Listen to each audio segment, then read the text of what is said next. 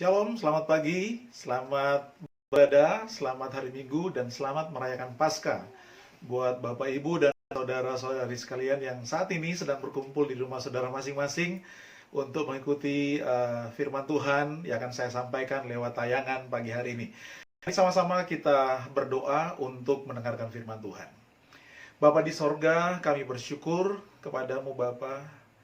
Terima kasih Tuhan Yesus, karena Engkau masih berikan kami kesempatan untuk ada di hari ini Tuhan, merayakan Paskah, merayakan kebangkitan-Mu dari antara orang mati. Kami berdoa kepadamu Bapa, biarlah perayaan Paskah kali ini bukan sekedar perayaan, tapi benar-benar kami semua dapat mengalami kuasa kebangkitan Kristus itu di dalam hidup kami. Tuhan, kami berdoa kepadamu, mari Engkau beri kami roh hikmat dan wahyu untuk dapat mengenal Engkau dengan benar. Dan biarkanlah Engkau menjadikan mata hati kami menjadi terang, untuk kami dapat memahami pengharapan apa yang terkandung dalam panggilan-Mu, yaitu betapa kayanya kemuliaan bagian yang Engkau tentukan bagi kami, orang-orang pilihan-Mu, dan betapa hebat kuasa-Mu yang menyertai orang percaya, yang bekerja sesuai dengan kuasa, yang bekerja dalam kebangkitan-Mu dari antara orang mati. Kami berdoa dalam nama Yesus, biarlah kuasa kematian dan kebangkitan-Mu benar-benar hari ini kami alami dalam hidup kami. Kuasa yang mengubahkan kami dan memulihkan kami, untuk menjadikan kami alat Tuhan yang akan melakukan dan menggenapi seluruh rencana Tuhan bagi kami di tengah-tengah dunia ini. Terima kasih Bapa, kami siap dengar firman-Mu. Taruh perkataan-Mu di mulut hamba-Mu ini Tuhan. Biarlah hamba berkata-kata bukan oleh hikmat manusia, tetapi oleh kekuatan Roh Kudus-Mu saja. Kami siap dengar firman Tuhan. Dalam nama Tuhan Yesus kami berdoa dan mengucap syukur. Haleluya, haleluya, amin. Bapak Ibu yang dikasihi oleh Tuhan Yesus Kristus, saya percaya sesudah pergumulan-pergumulan yang kita hadapi hari-hari ini, maka kita akan melihat akan ada kebangkitan yang besar yang akan Tuhan kerjakan di tengah-tengah gereja Tuhan, di tengah-tengah umat Tuhan. Asalkan kita hari-hari ini bisa meresponi dengan baik, ya, bisa mengambil bagian yang Tuhan minta kerjakan di tengah-tengah keadaan hari-hari ini. Respon kita sebagai gereja akan menentukan apa yang akan terjadi sesudah pergumulan-pergumulan yang sementara kita hadapi saat ini. Saudara, pada perayaan Paskah ketika Tuhan Yesus ada bersama-sama dengan murid-muridnya, ketika dia melayani di dunia ini selama kurang lebih 33 tahun, saudara yang dikasihi oleh Tuhan Yesus Kristus, pada saat-saat terakhir di mana Tuhan Yesus akan diserahkan untuk disalibkan, dia ada duduk makan Paskah bersama dengan murid-muridnya. Memang saat itu dia menemukan ada banyak hal yang masih kurang dari semua murid-muridnya. Ada Yudas yang mengkhianati dia, kemudian ada Petrus yang menyangkal dia, kemudian ada murid-murid yang lain yang terus bertengkar, memperdebatkan siapa yang paling besar di antara mereka. Tetapi kemudian ketika semua itu terjadi, tiba-tiba Yesus mati di kayu salib. Maka murid-muridnya kacau balau, saudaraku, seperti anak ayam yang kehilangan induknya. Mereka kacau balau, mereka pergi lari bersembunyi di tempat mereka masing-masing, atau mereka berkumpul di sebuah rumah untuk bersembunyi di situ karena mereka ketakutan sebab Yesus yang mereka harapkan untuk raja atas mereka kemudian ditangkap mati di kayu salib. Saudara, mereka kemudian tidak memahami apa yang terjadi, walaupun sebenarnya Tuhan Yesus sudah berbicara berulang-ulang kali kepada mereka untuk menyatakan dia akan mati, diserahkan, kemudian dia akan bangkit, dan dia akan naik ke sorga untuk menerima segala kemuliaan. Saudara, mungkin kita pun hari ini gereja seperti itu. Kita dalam keadaan bingung, kita dalam keadaan takut, kita dalam keadaan khawatir, tapi juga kita mulai saling mempersalahkan satu sama lain, siapa yang salah, siapa yang lebih baik, siapa yang lebih benar. Kita mulai saling menuding, kita mulai saling menyerang satu sama lain. Sangat menyedihkan hari-hari ini. Justru di keadaan-keadaan kita sementara menghadapi masalah ini, di mana pemerintah sedang berupaya untuk bagaimana supaya ekonomi stabil, bagaimana supaya kita segera melewati masa di mana virus COVID-19 ini menyerang kita bisa melewati pergumulan ini. Justru di media-media sosial, satu pendeta dengan pendeta yang lain mulai menyerang, muncul lagi pendeta yang satu untuk membela yang ini, yang satu menyerang yang ini, kemudian terjadi seperti itu terus. Kapan ini bisa selesai kalau kita seperti itu terus? Mari kita sama-sama, seperti yang Tuhan Yesus katakan ketika dia mengajak murid-muridnya untuk pergi ke Taman Getsemani untuk berdoa. Dia berkata, berdoalah kamu supaya kamu tidak jatuh ke dalam pencobaan. Perhatikan baik-baik. Ini adalah masa-masa kita mengalami ujian, masa-masa di mana kita mengalami pencobaan. Firman Tuhan berkata, Yesus sendiri menunjuk kepada, dia berkata kepada Petrus dan dia menunjuk. Kemudian dia berkata, Simon, Simon, lihat, iblis berdiri untuk menuntut kamu, untuk menampi kamu. Tetapi aku telah berdoa untukmu supaya imanmu tidak gugur. Dan kalau engkau sudah insaf, mari kuatkan hati saudara-saudaramu. Saudara yang dikasihi oleh Tuhan Yesus Kristus, iblis akan berupaya mengambil keuntungan dari pergumulan-pergumulan kita saat ini. Saudara, tetapi mari yang Yesus katakan kita harus lakukan. Kita responi dengan cara apa? Kita berdoa. Kita saling menguatkan. Kita mendoakan orang lain supaya iman mereka tidak gugur menghadapi masalah hari ini.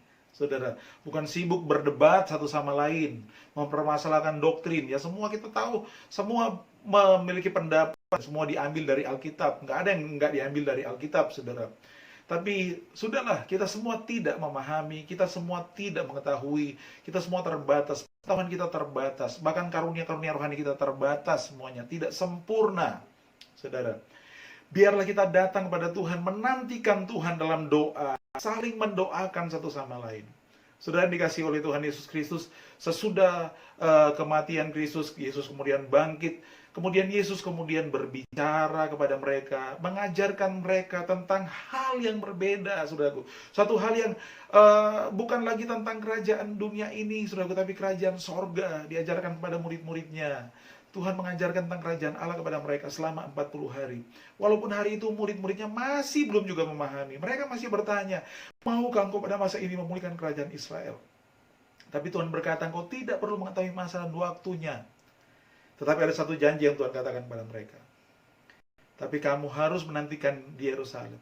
Roh Kudus akan dicurahkan dan Dia akan memberikan kamu kuasa untuk menjadi saksiku. Mulai dari Yerusalem, Yudea, Samaria, dan sampai ke ujung bumi. Saudara, perhatikan di sini baik-baik. Perhatikan di sini baik-baik. Tuhan rindu, Tuhan ingin supaya murid-muridnya fokus kepada penyelesaian tugas untuk menjadi saksi kebangkitan Kristus, ya, kepada orang-orang sampai ke ujung bumi. Dan untuk menjadi saksi tentang kebangkitan Kristus, untuk membuktikan bahwa Yesus bangkit adalah apa?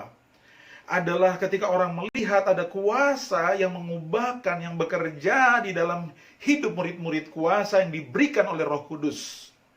Karena itu Tuhan menyuruh mereka untuk menanti di dalam doa di Yerusalem.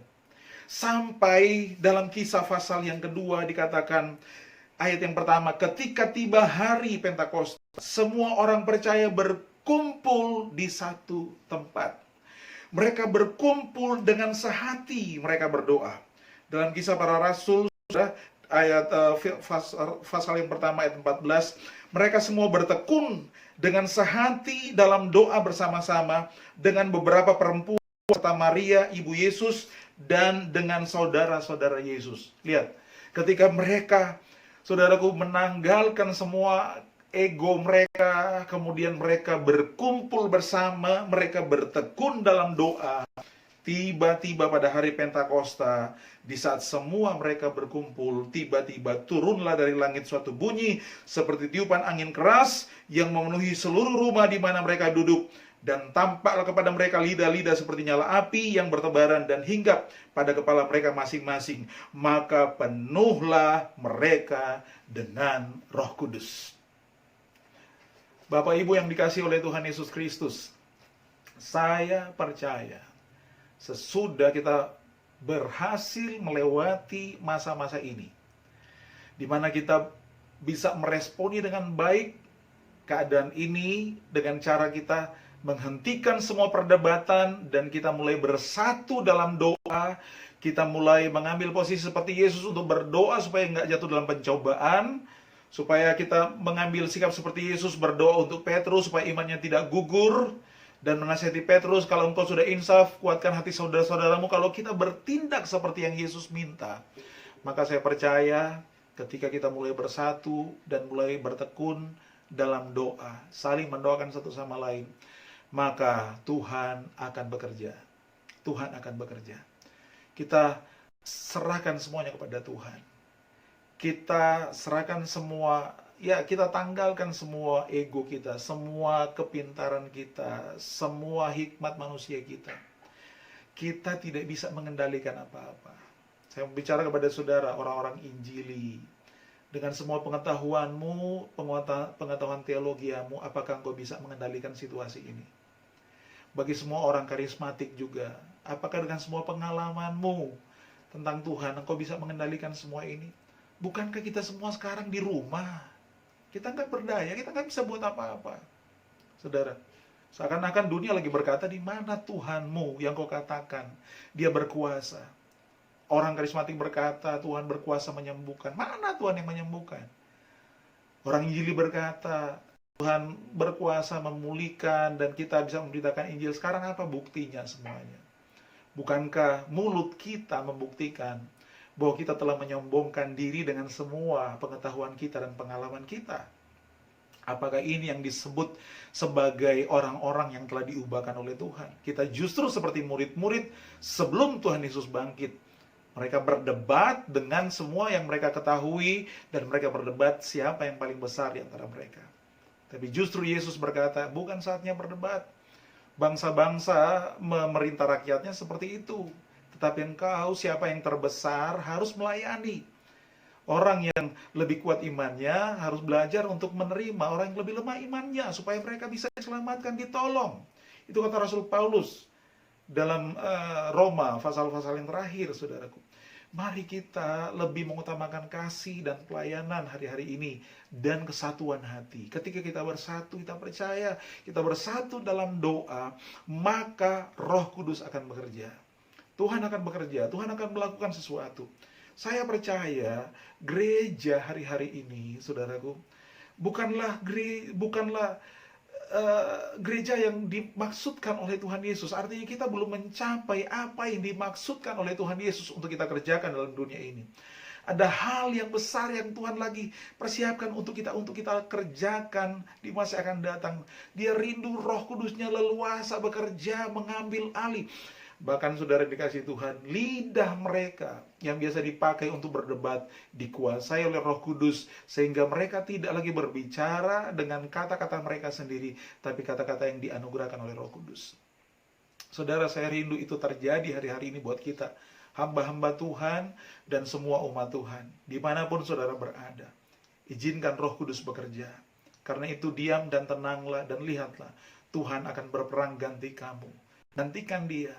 Saling mendoakan satu sama lain, supaya kita bisa melihat Rohnya bekerja dengan luar biasa, dan terjadi kebangunan rohani yang besar, kebangkitan yang besar. Biarlah kita bisa membuktikan bahwa Yesus kita benar-benar bangkit, dengan kita menjadi alat supaya kebangkitan Kristus itu nyata dalam hidup kita, dinyatakan lewat kuasa yang bekerja di dalam kita, dan dunia boleh melihat bahwa Tuhan benar-benar ada bersama dengan kita. Biarlah firman Tuhan hari ini memberikan kekuatan buat saudara semuanya. Tuhan Yesus memberkati kita semua. Sampai jumpa di khotbah saya selanjutnya. Kita berdoa, Tuhan Yesus memberkati semua jemaat Tuhan yang hari ini sedang berada di rumah mereka masing-masing. Hamba berdoa dalam nama Yesus, biarlah setiap kami berhenti untuk berdebat, tapi kami mulai berdoa, mendoakan satu sama lain, bersatu dalam doa, menantikan janji Tuhan untuk kegerakan rohani yang besar yang Tuhan mau kerjakan di akhir zaman. Kami berdoa dalam nama Yesus, kami rindu firman-Mu digenapi dalam hidup kami semua. Terima kasih Tuhan, kami berdoa mengucap syukur. Haleluya. Amin.